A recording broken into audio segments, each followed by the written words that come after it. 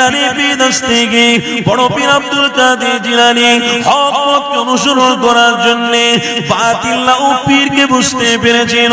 হযরত পিলারে বিদস্তেগে বড় পীর আব্দুল কাদের জিলানী হুজুরকে আমার আল্লাহ সোনার অক্ষর ইতিহাসের পাতায় এখনো লিপিবদ্ধ করে দিয়েছে। এ নবীর গোলামরা শুনে রেখে দিও, এই পিলারে বিদস্তেগে আমি আল্লাহ কবুল করে নিয়েছি একটাই কারণে, কেননা আমার হাবিবের দিদার লাভ করার কারণে। এই দুনিয়ার মানুষেরা আমার নবী গোলামীরা এই পিলারে বিদস্তেগে বড় পীর আব্দুল কাদের জিলানী হুজুর আমার হকের কথা বলতে লেগেছে, বাতিলের বিরুদ্ধে কথা বলতে লেগেছে।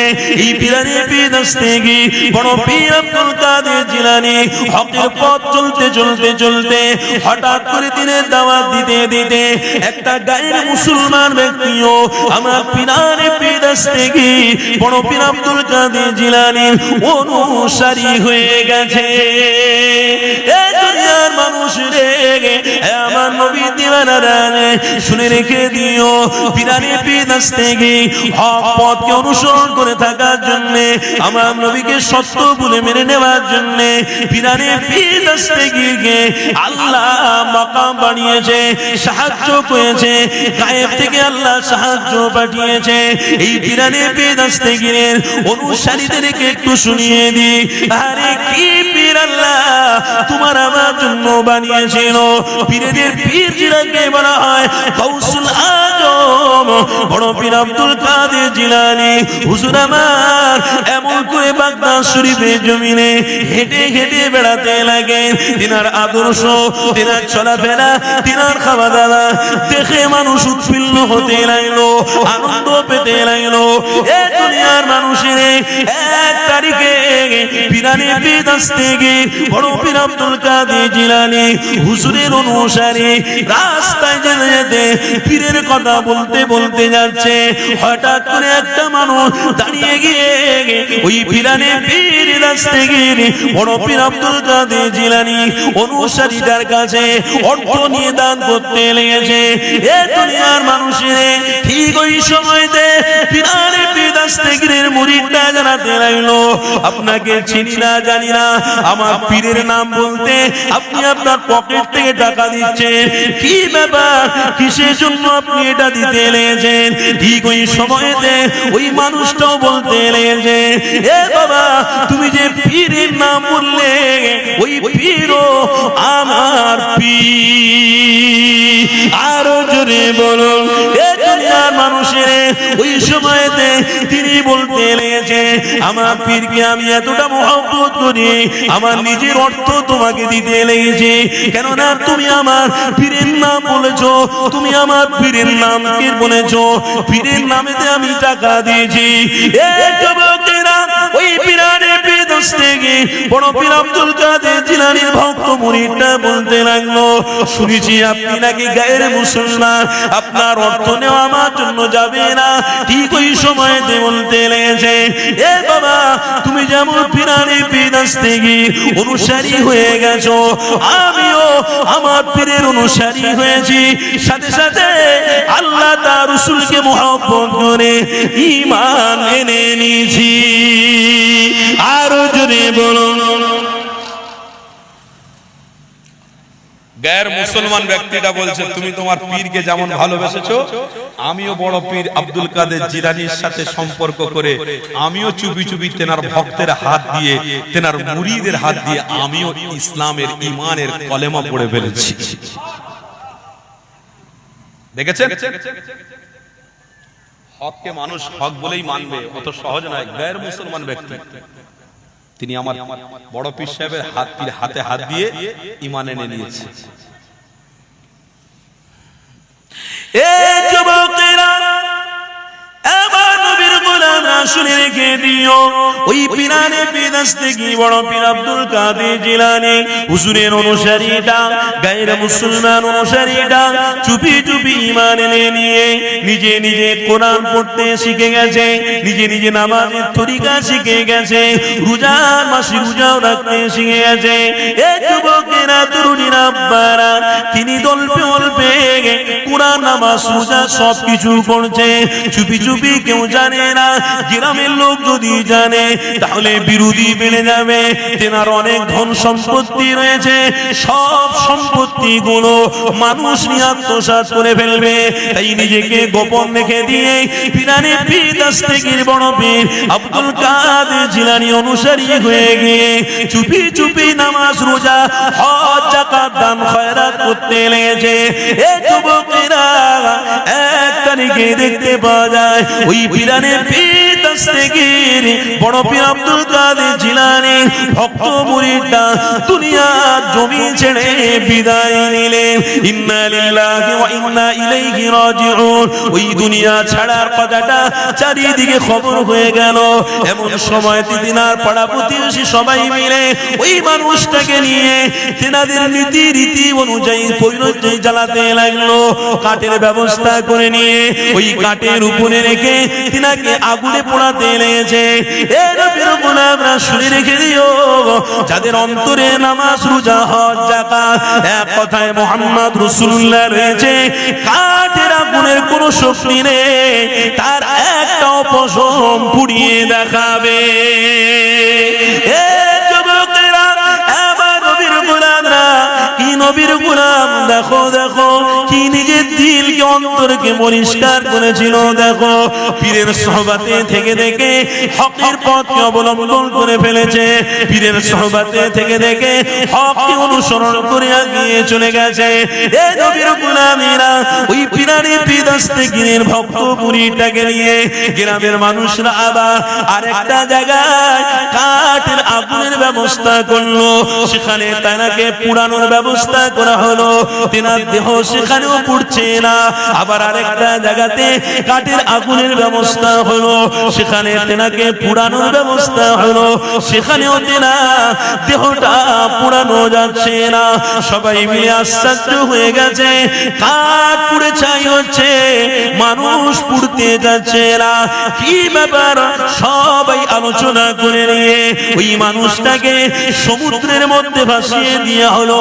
হঠাৎ করে আল্লাহর ওলি পীরানে পীর দস্তগীর বড় পীর আব্দুল কাদের জিলানী তিনি তেনার ভক্ত মুরিদদেরকে জানাতে লাগলেন, হে আমার ভক্ত মুরিদেরা, আমার একজন মুরিদ নদীতে ভাসছে, তাকে ভাসিয়ে দেওয়া হয়েছে, যাও তেনাকে তুলে নিয়ে এসে সুন্দর করে গোসল দিয়ে সুন্দর কাপড়টা পরিয়ে দিয়ে জানাজার নামাজটা পড়িয়ে দিয়ে কবরস্থ করে দাও। পীরের কথা মতো ভক্তরা গিয়ে ওই মানুষটার লাশটাকে তুলে নিয়ে এসে সুন্দর করে কাপড় দাফনের ব্যবস্থা করে দিয়ে সবাই যে যার বাড়ি ফিরতে লেগেছে।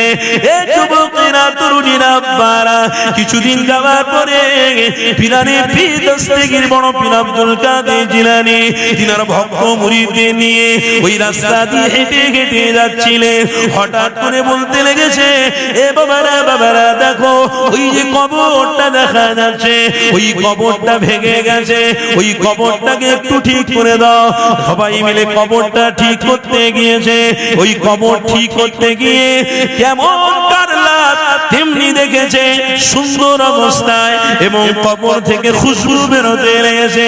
এই কথাটা এসে পীরানে পীর দস্তগীর বড় পীর আব্দুল কাদের জিলানী হুজুরের কাছে এসে বলল।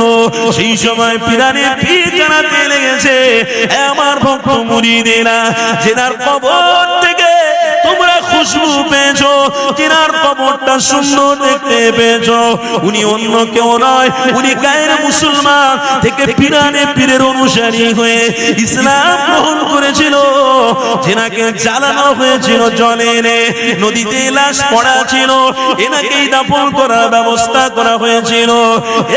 আমার ভক্ত মুরিদেরা, এ থেকে কি তোমরা বুঝলে যে সোহবতে ভালো থাকে, আল্লাহ তার রাসূলের অনুসারী হয়, আল্লাহ তার লাশটাকে টাটকা রেখে দেয়। বলুন। পৃথিবীর কোন ব্যবসায়ী বলতে পারবে না যে আমি ব্যবসা করে চলে যাব, নাজাত পেয়ে যাব। না, আপনার মধ্যে আল্লাহ তার রাসূল থাকতে হবে, তবে আপনি নাজাত পাবেন। ব্যবসা করে নাজাত পাবেন না। পৃথিবীর কোন ইঞ্জিনিয়ার বলতে পারবে না যে আমি ইঞ্জিনিয়ার হয়ে নাজাত পেয়ে যাব, অত সহজ নয়। পৃথিবীর কোন ডাক্তার, মাস্টার, প্রফেসর কেউ বলতে পারবে না যে আমি আমার জায়গায় থেকে আমি নাজাত পাবো না, যতক্ষণ আল্লাহ তার রাসূলকে আপনি অন্তরের মধ্যে রাখতে পারছেন না, ততক্ষণ আপনি নাজাত পাচ্ছেন না। যেদিন থেকে রাখবেন, আপনি ডাক্তার হলেও কি, মাস্টার হলেও কি, প্রফেসর হলেও কি, গায়ের মুসলমান হলেও কি, আল্লাহ আপনাকে কবুল করে জান্নাতি বানিয়ে নেবেন। তাহলে সব কাজ পেটের জন্য, আর ঈমানটা হবে আল্লাহ তার রাসূলের জন্য। জোরে বলে আজকে তাই আপনারা কাজ করেছেন, ঈমানের কাজ করেছেন। তাই আজকের মিলেমিশে ঈমানের কাজ করছেন, নিজেদের মূল্যবান সময়টাকে মূল্যবান জায়গায় আপনারা ব্যয় করছেন, এতেই কামিয়াবি হয়। আর এগুলো করার জন্য অনেক জায়গায় দুশমনি হবে, অনেক জায়গায় অপবাদের শিকার হতে হবে, অনেক জায়গায় ছোট হতে হবে। খোদার কসম করে হাত দুটো জড়ো করে বলছি, ছোট হবেন তো হবেন, কোনো অসুবিধা নেই, কিন্তু হাল কোনোদিন ছাড়বেন না। ছাড়া যাবে? এই বাবেরা ছাড়া যাবে না। এই হালটা কিন্তু আল্লাহ দেখছে, আল্লাহু সামিউম বাসীর, আল্লাহ দেখছে। এই যে হালটা আপনারা ধরেছেন, এই হাল কিন্তু আল্লাহর জান্নাতের পথ আপনাকে দেখিয়ে দিচ্ছে। এই পথ যে আপনারা ধরেছেন, ইহদিনাস সিরাতাল মুস্তাকিম, এই পথ কিন্তু আপনাকে জান্নাত দেখাচ্ছে। তাই অনেক কিছু হবে পৃথিবীতে, দেখা যাবে নবীর দুশমনরা অনেক কিছু পরিকল্পনা করে রেখেছে, যেটা আমি হাদিসের মধ্যে দেখছিলাম। যেমন একটা দিন আসবে, ইমাম মেহেদী আলাইহিস সালাতু ওয়াস সালাম আসবে নবীর গোলামদেরকে নবী থেকে সরানোর জন্য। ইমাম মেহেদী আলাইহিস সালাতু ওয়াস সালাম এসে মোকাবিলা করে লা ইলাহা ইল্লাল্লাহর ঝান্ডায় সবাইকে নিয়ে আল্লাহর জান্নাতে প্রবেশ করার জন্য তিনিও আবার আসবে। তবে এখানে একটা কথা আছে, ইমাম মেহেদী আলাইহিস সালাতু ওয়াস সালাম আসবে কার নসল থেকে আসবে? হযরত ইমামে হোসেনের নসল থেকে আসবে। জোরে বলুন সুবহানাল্লাহ। ইমামে হোসেনের নসল থেকে আসবে।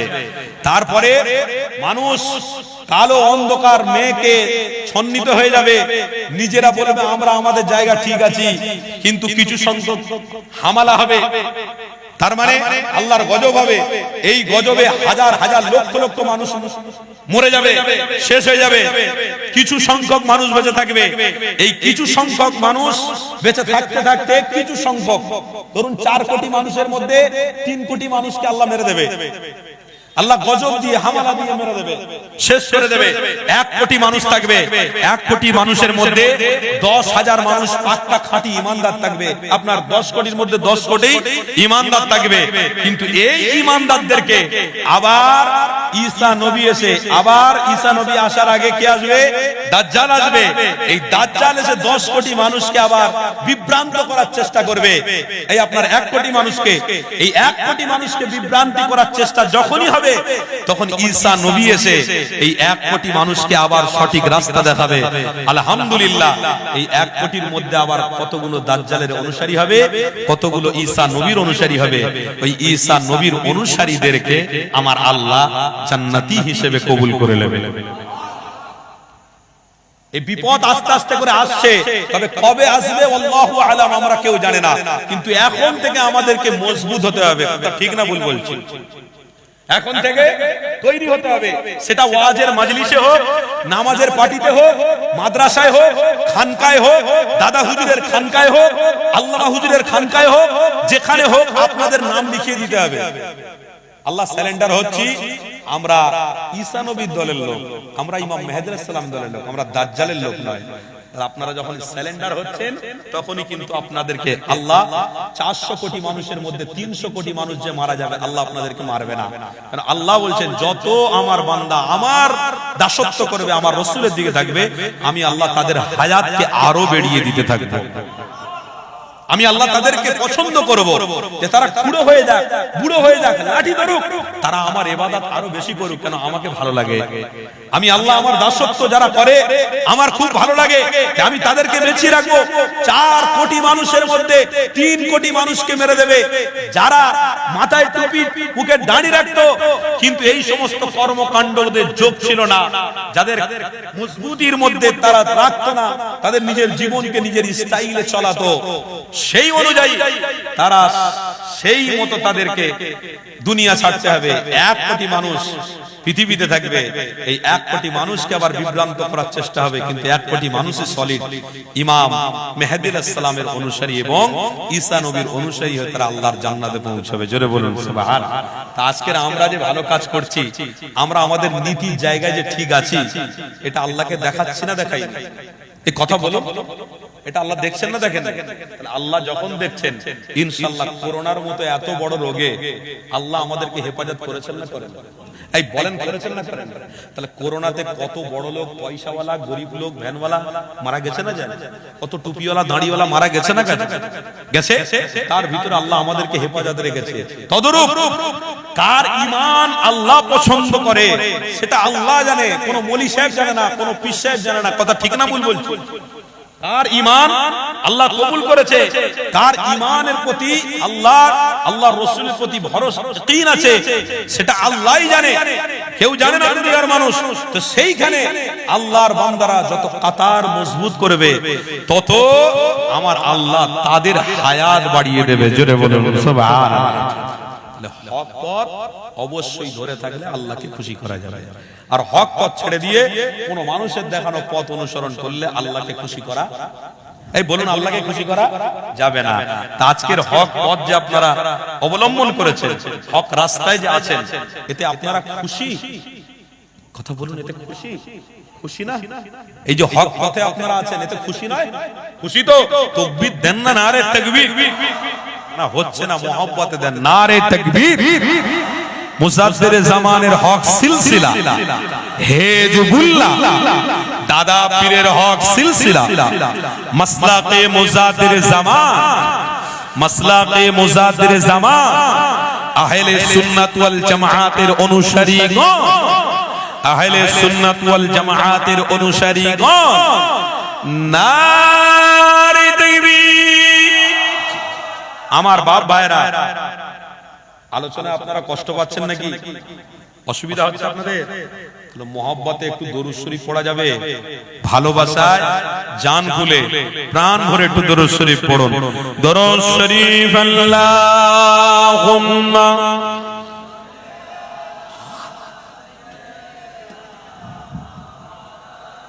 মাওলানা মুহাম্মদ ওয়া আলা আলিহি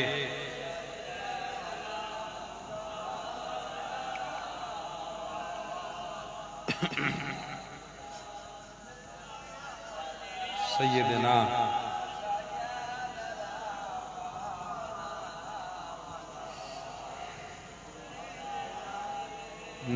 سيدنا مولانا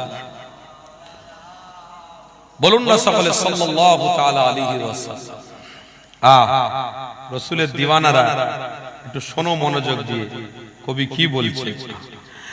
कभी भी हमसे हिजरत का सफर भूला न जाएगा, कभी भी हमसे हिजरत का सफर भूला न जाएगा,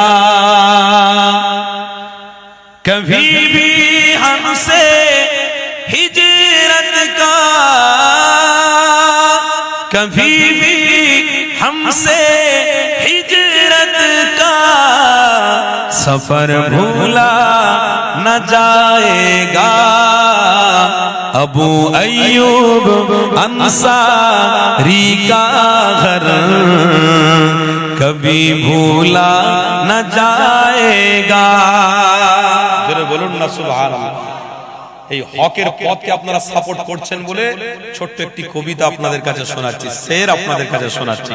কেন আইয়ুব আনসারী এমন একজন সাহাবী ছিলেন, আল্লাহ নবীর জন্য উৎসর্গ হয়েছিলেন, তেনার ঘরকে কোনোদিন আমরা ভুলতে পারবো না। জোরে বলুন না সুবহানাল্লাহ। कभी भी हमसे हिजरत का सफर भूला ना जाएगा, अबू अय्यूब अंसारी का घर कभी भी भूला न जाएगा। বলুন না সুবহানাল্লাহ। शहादत होगी लाखों की, हजारों मर के दिल, शहादत होगी लाखों की, हजारों मर के दिल, उहुद की जंग के हमजा का जिगर भूला न जाएगा। হকের পথে থেকে আল্লাহ নবীর সাহাবী হামজা রাদিয়াল্লাহু তাআলা আনহু তার জিগারকে কোনোদিন আমরা ভুলতে পারবো না। জোরে বলুন সুবহানাল্লাহ। তাই কবি বলছেন উহুদ কি জंग के हमजा का जिगर भूला न जाएगा, कभी भी हमसे हिजरत का सफर भूला न जाएगा। বলুন না সকলে সুবহানাল্লাহ। তাকবীর দেন না, নারে তাকবীর। আর একটু মহব্বতে বলেন না, নারে তাকবীর। रहेगा सदाए हमारी ज़बां पर आइला मोहम्मद, आइला मोहम्मद। আমার সাথে সাথে বলবেন, যারা হকপন্থী তারা নবীর নাম নেবেন। অসুবিধা আছে আপনাদের? কষ্ট আছে নবীর নাম নিতে? ভালোবাসায় বলবেন रहेगा सदाए हमारी ज़बां पर आइला मोहम्मद, आइला मोहम्मद। हमारे तो ईमान का है मकसद, आइला मोहम्मद, आइला मोहम्मद।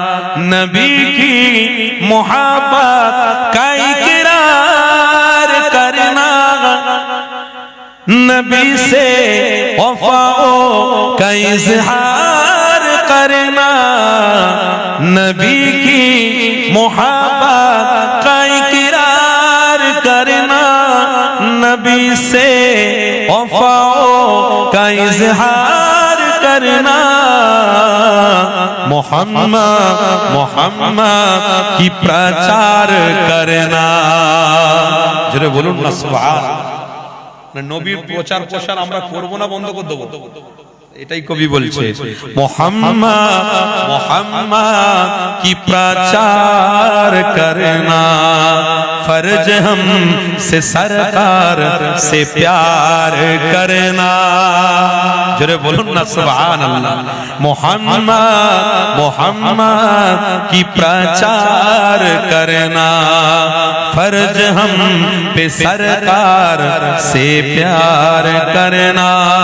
तो पुकारेंगे पुकारेंगे हर लम्हा नाम अहमद, आइला मोहम्मद, आइला मोहम्मद, आइला मोहम्मद, आइला मोहम्मद, आइला मोहम्मद, आइला मोहम्मद। रहेगा सदाए हमारी ज़बां पर, आइला मोहम्मद, आइला मोहम्मद, आइला मोहम्मद, आइला मोहम्मद। के बूढ़े बच्चे और जवान फलक से उतर कर फरिश्ते भी बोले, के बूढ़े जवान और बच्चे भी बोले, फलक से उतर कर फरिश्ते भी बोले कि बादल के बारिश की कतरे भी बोले I love Muhammad I love Muhammad I love Muhammad I love Muhammad रहेगा हमारी ज़बां पे हमेशा I love Muhammad I love Muhammad ये ईमान का है हमारा मकसद I love Muhammad I love Muhammad अल्लाहुम्मा सल्ली अला मौलाना मुहम्मद व अला आलिहि सय्यिदिना। प्यारे हाजिराने मजलिस, আমার আব্বারা আমার ভাইরা, তাহলে প্রথম থেকে আমাদের তিনটে কথা কি? এক নম্বর, আমরা ত্যাগ করেছি, বাচ্চা যারা করেছে আমরা করছি, আমাদের পরের জেনারেশনকে আমরা ত্যাগের রাস্তা দেখিয়ে যাব। বলুন ইনশাআল্লাহ। ত্যাগ করবেন আল্লাহ তার রাসূলের জন্য, যদি করেন তার জন্য কবরে আপনার দেহকে কাফনকে আল্লাহ হেফাজত করবে। জোরে বলুন কেন? আপনি ব্যবসা বাণিজ্য অর্থ নিয়ে কবরে যাচ্ছেন না, আপনি খালি হাতে এসেছেন, খালি হাতে যাচ্ছেন, তাই তো নাকি? তাহলে খালি হাতে যখন যাচ্ছেন তখন কিন্তু আপনার মধ্যে ঈমান ছিল, আর ঈমানটা হলো মুহাম্মদ রাসূল। জোরে বলুন সুবহানাল্লাহ। যেমন কোরআনের মধ্যে আছে নামাজ পড়া ফরজ, রোজা রাখা ফরজ, হজ করা ফরজ, যাকাত দেওয়া ফরজ, তেমনি রাসূলকে ভালোবাসাটাও ফরজ। রাসূলকে ভালোবাসা কি গো বলুন না গো, ফরজ। সারা পৃথিবীর মানুষ আল্লাহর নবী নিয়ে চর্চা করলেও ঈমানদাররা যদি একদিকে থাকে, খোদার কসম আল্লাহ ঈমানদারদেরকে জয় দিবে। জোরে বলুন সুবহানাল্লাহ। সারা পৃথিবীর মানুষ যদি বিরোধী হয় তাতে আমার কোনো যায় আসে না, আমরা আল্লাহ তার রাসূলের দিকে ছিলাম, আছি। জোরে বলুন থাকবো, এতে কোনো সন্দেহ আছে? আমি একটা কিতাব পড়ছিলাম, ছোট্ট একটা কিতাব, 25 পাতার একটা কিতাব, 25 পাতার বই লিখেছেন তিনি একজন গায়ের মুসলমান। তেনার নামটা মাইকে নাও বললাম, তিনি একজন গায়ের মুসলমান, 25 পাতার একটা বই লিখেছেন। আমি ওই বইটা খুলে পড়ছিলাম, পড়তে পড়তে হঠাৎ করে 10 পাতা উল্টে দেখলাম একজন মনীষীর নাম আছে। কে জানেন? ভারতবর্ষে যিনি ইতিহাসের পাতা আমরা দেখেছি যে নাকি জাতির জনক। জাতির জনক কাকে বলা হয় আপনারা বুঝতে পারছেন? টাকাতে যেনা ছবি আছে, টাকলা করে চশমা পরে, ইনি হলেন জাতির জনক। আমরা ইতিহাসে পড়েছি ওই ছবি ব্যক্তি, ওই যেনার ছবিটা আপনারা দেখছেন, পয়সাতে যেনার ছবি আছে, তিনি লাঠি নিয়ে দাঁড়িয়ে আছে, ওনাকে আপনারা সবাই চেনেন না চেনেন না? ওই ব্যক্তিটা 10টা পৃষ্ঠার মধ্যে তিনি লিখছেন যে আমি সব মনীষীদের জীবনী পড়েছি, সব মনীষীদের নিয়ে আমি চর্চা করেছি, কিন্তু সবথেকে prophet powerful in the after powerful of the prophet Muhammad সাল্লাল্লাহু আলাইহি ওয়াসাল্লাম। একটু জোরে বলবেন না? তাহলে নবীর একজন গোলাম বড় পীর আব্দুল কাদের জিলানী রাহমাতুল্লাহ আলাইহির সহবতে থেকে, তিনি গায়ের মুসলমান ব্যক্তি থেকে ঈমানদার হয়ে আল্লাহ তেনার লাশকে হেফাজত করেছে। জোরে বলুন সুবহানাল্লাহ। তাহলে আপনি টুপিওয়ালা ব্যক্তি, আপনি ইসলামের ঘরে জন্মগ্রহণ করেছেন, আপনার নীতি, আপনার আদর্শ, আপনার ত্যাগ যদি না থাকে তাহলে আপনি কি করে মুমিন বলে দাবি করছেন?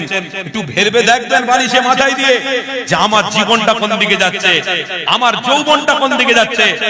যে গায়ের মুসলমান ব্যক্তি, জাতির জনক যাকে বলা হয়, তিনি একটা পৃষ্ঠায় লিখছে সব মনীষীর থেকে শ্রেষ্ঠ মনীষী হলো মুহাম্মদ রাসূল। তাহলে আজকে সেই নবীকে আমরা পেয়ে উম্মত দাবি করি, তাই তো নাকি? কারা উম্মত দাবি করে? আমরা তো। তাহলে আমরা যখন সেই নবীর উম্মত দাবি করছি, তাহলে বলুন আমাদের স্ত্রী কেন আমার রাসূলের গোলাম হবে না? আমি যখন আমার নবীর প্রেম দাবি করছি, প্রেমিক বলে দাবি করছি, আমার নবীকে আমি ভালোবাসি, এই যে দাবি করছি আই লাভ মুহাম্মদ বলে পোস্টার টাঙাচ্ছি, তাহলে বলুন এই দাবিটা আমাদের দীর্ঘ আয়ু থাকবে না কিছুদিন পরে আমরা সব জমান বন্ধ করে দেবো? যতদিন না কিয়ামত হবে, আমি, আমার ছেলে, পরের জেনারেশন, তারপরের জেনারেশন, তারপরের জেনারেশন, যেন মুহাম্মদ রাসূলের নাম নিতে নিতে বেঁচে থাকে। জোরে বলুন সুবহানাল্লাহ। কি গো, এইরকম একটা সন্তান তৈরি করবেন না? তৈরি করবেন না?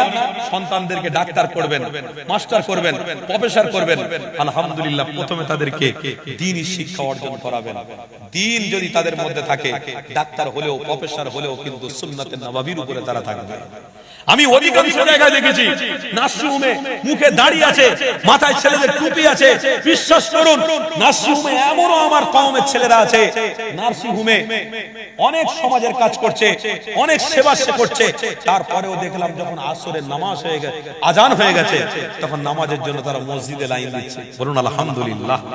এমনও ছেলে আমি নিজের চোখে দেখেছি।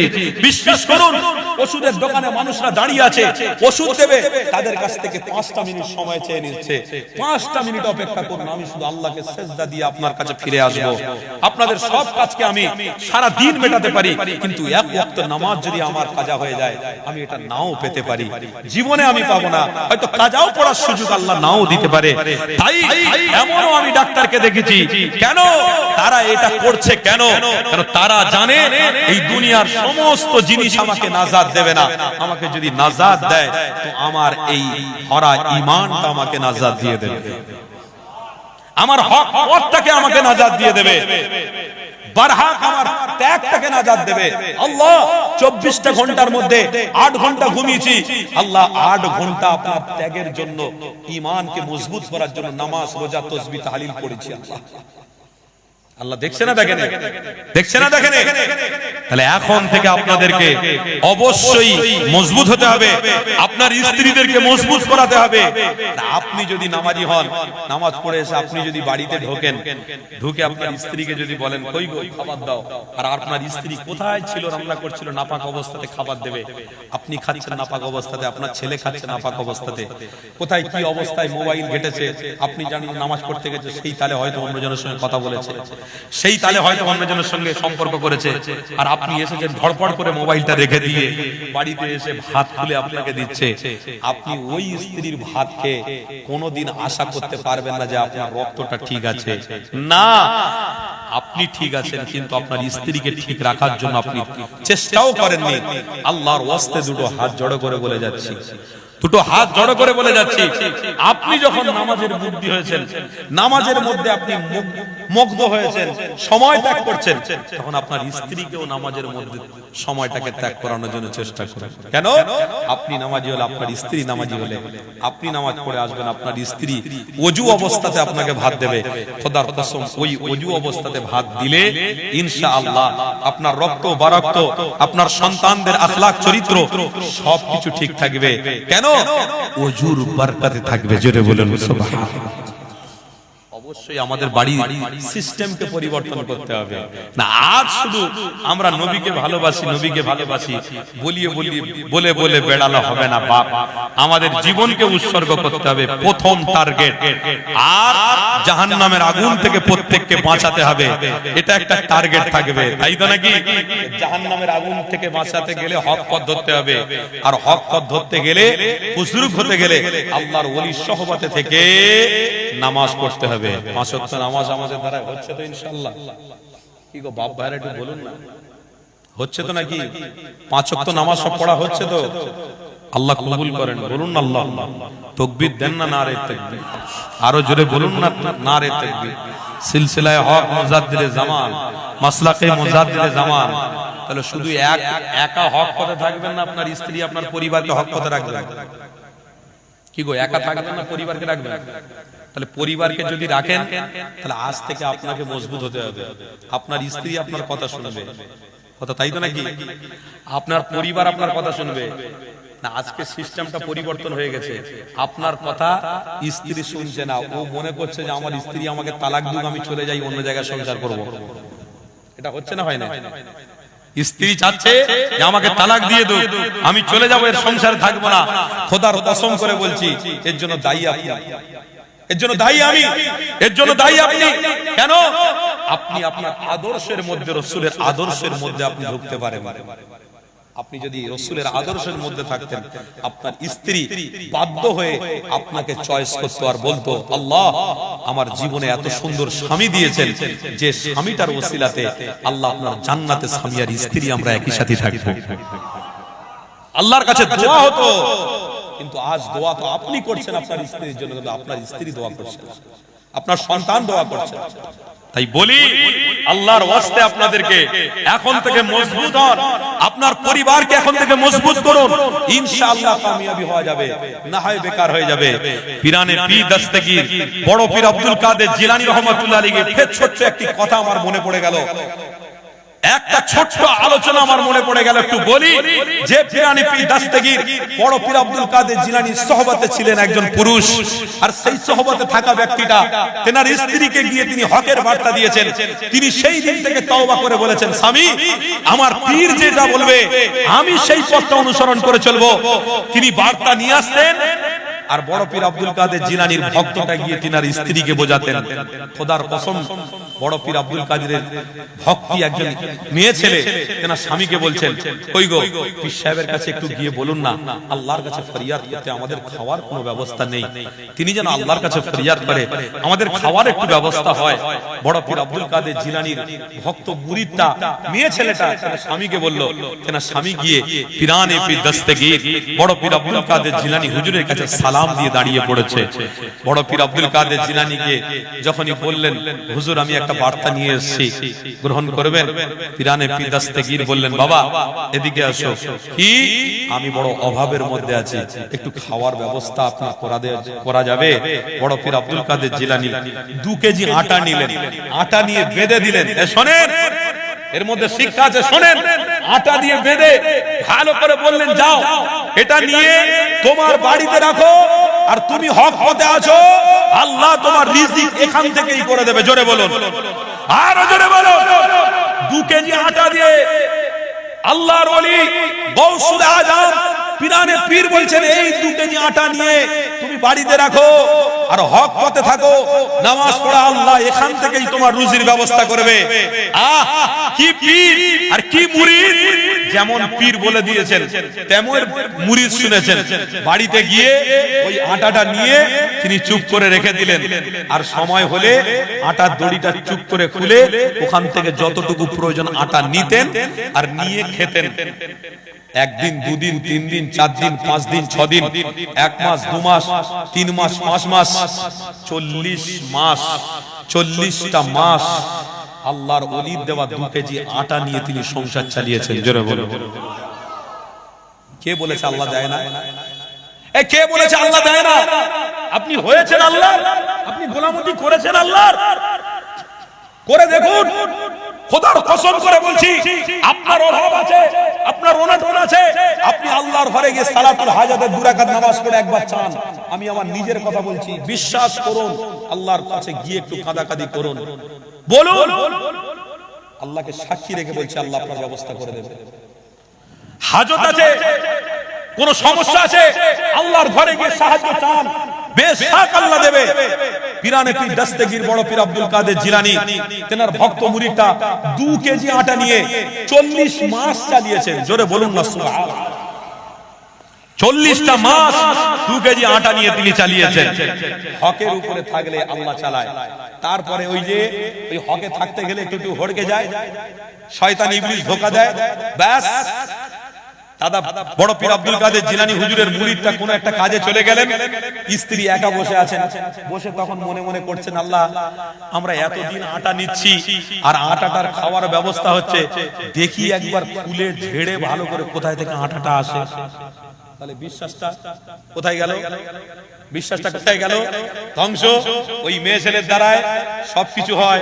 এখান থেকে একটা পয়েন্ট, ওই জন্য আল্লাহর কোরআনের মধ্যে আল্লাহ বলেছেন, এই আমার হাবিব আপনি বলে দিন, সমাজ যদি ধ্বংস হয় তো নারীদের দ্বারায় হবে, এক শ্রেণী নারীদের দ্বারাই হবে। আল্লাহ সাবধান করলেন, ওয়ালা তাকরাবুজ জিনা ইন্নাহু কানা ফাহিশা। খবরদার আপনার স্ত্রীদের দায়িত্ব আপনাদের হাতে রাখুন, আল্লাহর ভয় নবীর সুন্নাতের উপরে এনাদেরকে রাখুন। কেন একটা স্ত্রী যদি আপনার কাছ থেকে বেরিয়ে যায়, 70টা পর পুরুষের সঙ্গে সম্পর্ক করবে, হাজার হাজার পর পুরুষের সঙ্গে সম্পর্ক করবে, জাহান্নামের খোরাক হয়ে যাবে। আল্লাহর ওয়াস্তে অনুরোধ করছি, কেন মা এমন একটা জাত, তাদের দিলটা হলো নরম, তাদের কাছে ইবলিস শয়তান খুব সহজে চলে আসে, তাদেরকে ধোঁকা খুব সহজে ইবলিস শয়তান দিতে পারে। সেই জন্য আম্মা জান হাওয়াকে ইবলিস শয়তান ধোঁকা দিয়েছিল না দেয় নাই? কি গো কথা বলেন না গো? আম্মা জান হাওয়াকে ইবলিস শয়তান ধোঁকা দিয়েছিল না দেয় নাই? দিয়েছিল। আম্মাজান হাওয়াকে ইবলিস শয়তান ধোঁকা দিয়েছিল, গন্ধম ফল খেয়ে নিয়েছিলেন আর স্বামীকে বলেছিলেন এটা খুব মহব্বতের জিনিস, একটু আদর করে খেয়ে নেন। ওনাকে খাইয়েছিলেন, দুজন মিলেই জান্নাত থেকে দুনিয়ায় বিতাড়িত করা হয়েছিল। তাই মা বোনদের উদ্দেশ্য বলছি, আপনাদের দিল নরম, আপনাদেরকে অনেক ইবলিস শয়তান অনেক চক্রান্ত দেখাবে, অনেক পথ দেখাবে, স্বামীর ঘর ছেড়ে আপনারা কোনো জায়গায় যাবেন না। একটা পরিকল্পনা চলছে নারীদেরকে ধ্বংস করে দেওয়ার জন্য। আল্লাহর ওয়াস্তে দুটো হাত জোড়ে করে বলছি, খবরদার আর নয়। আলহামদুলিল্লাহ, যে পথ অনুসরণ করে আছি ওই পথ অনুসরণ করে থাকবো। বলুন সকলে ইনশাআল্লাহ। আরো জোরে বলুন না ইনশাআল্লাহ।